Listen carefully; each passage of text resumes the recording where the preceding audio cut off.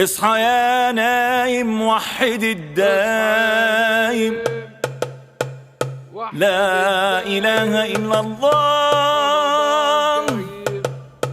رمضان كريم. اهلا بيكم اعزائي المشاهدين حبايبي المستمعين، اهلا بيكم اعزائنا المشاهدين في حلقه جديده، اهلا بيكم اعزائنا المشاهدين في كل مكان في حلقه جديده من برنامجكم درايف.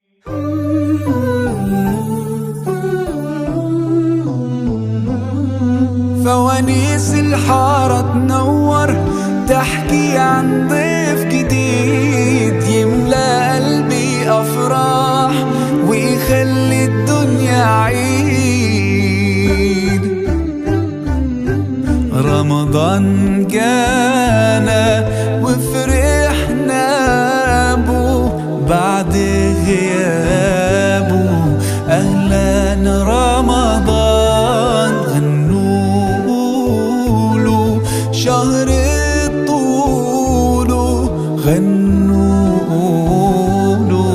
أهلا رمضان، رمضان جانا. اهلا بيكم، عاملين ايه؟ طبعا كنت نزلت من فتره تقريبا كده من اسبوع ان احنا عاملين حلقه، فتعالوا بقى احنا نحكي التفاصيل شويه. احنا جت ان احنا قررت ان انا اعمل حاجه في رمضان، فما كنتش لاقي حاجه معينه، فجت الفكره من والدتي ان انا اعمل حاجه عن قصص صحابه وانبياء وهكذا. فده بجانب طبعا ان في ناس كتير قوي، وده طبيعي من السوشيال ميديا، ما يعرفش اي حاجه، هو قاعد بس بيشوف بيعمل سوايب لكام فيديو، فهو مش عارف يعني ايه، يعني حتى لو هو بيعمل حاجه معينه ايا كان، هو مش مدي مش مدي نفسه فرصه ان هو يعرف حاجه ولو بسيطه. جت طبعا فكره بعد ما عملنا، كان تقريبا فاضل على رمضان بالظبط حوالي اسبوعين ونص. طبعا بعد كل ده يعني 28 حلقه يتكتبوا، 28 حلقه يتصوروا، 28 حلقه يتمنتجوا، وده طبعا بجانب الدراسه، بجانب حاجات كتير قوي في حياه الواحد يعني.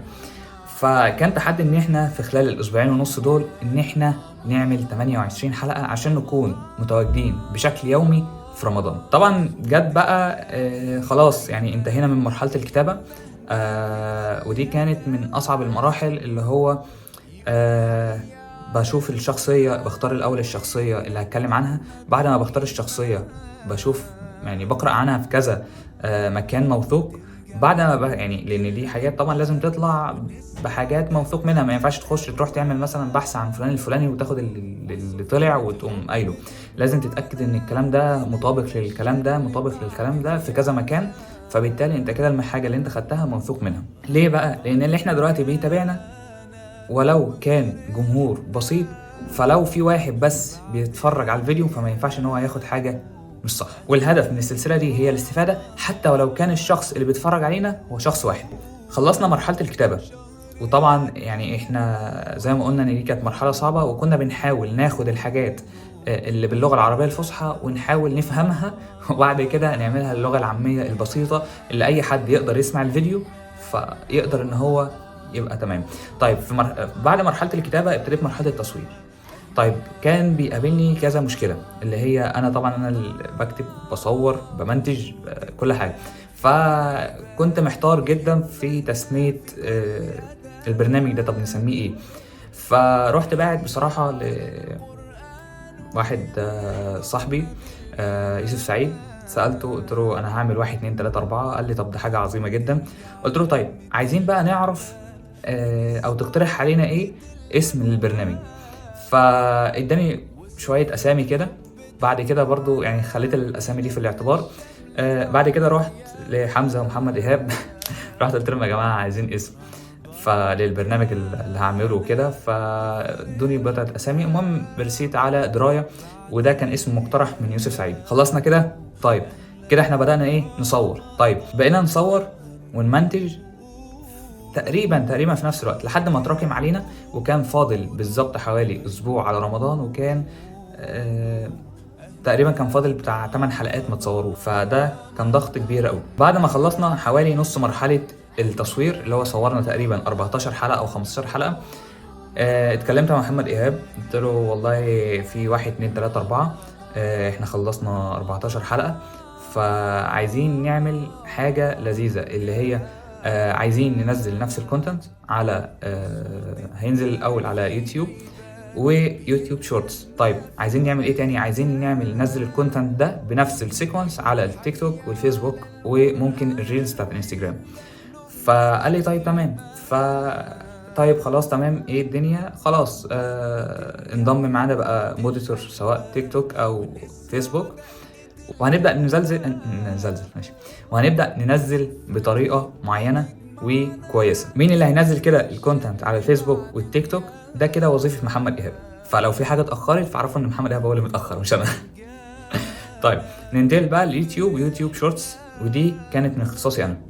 طيب بالنسبة للريلز على انستجرام، الحقيقة يعني لسه محتارين هل ننزل ريلز على انستجرام ولا لا، فلسه في مرحلة مشاورة عشان نشوف لو في حد يقدر ان هو ينزل لنا الريلز دي على انستجرام، بحيث ان يبقى في كذا حد. يعني انا مثلا ماسك يوتيوب شورتس، محمد ايهاب ماسك تيك توك وفيسبوك، ويبقى في حد يمسك الريلز بتاعت انستجرام، تبقى كده الدنيا تمام قوي. يبقى احنا كده وزعنا مرحلة الديستريبيوشن بتاعت الكونتنت على 3 افراد، وبالتالي هنقدر ان احنا نوزع على كل المنصات او البلاتفورمز بطريقة معينة وبطريقة منظمة ومستمرة. الجزء المهم واللي هو اخر حاجة، دلوقتي احنا عملنا اللي علينا وعملنا برودكشن محترمة وكونتنت محترم، فالدور دلوقتي عليك. لو عجبك المحتوى ما تنساش تدعمني بلايك، لان اللايك صدقني بيفرق ان الفيديوز يروح يعني يوزرز تاني وينتشر، واللوغاريتمات بتاعت يوتيوب تحب الفيديو. تاني حاجة السبسكرايب. لما انت تعمل سبسكرايب في القناة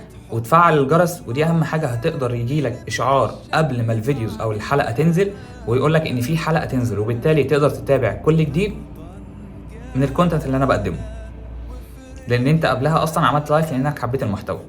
طيب تالت حاجة الكومنتس بتاعك بيفرق اكيد. انت دلوقتي لما تحط لي كومنتس، ده غير ان هو بيشجعنا، ممكن كمان ان احنا ناخد بالنا ان في حاجة فلانية احنا ما خدناش بالنا منها، فبالتالي الكومنتس بيبقى داعم، وبيبقى ان احنا نطور في محتوانا اكتر واكتر.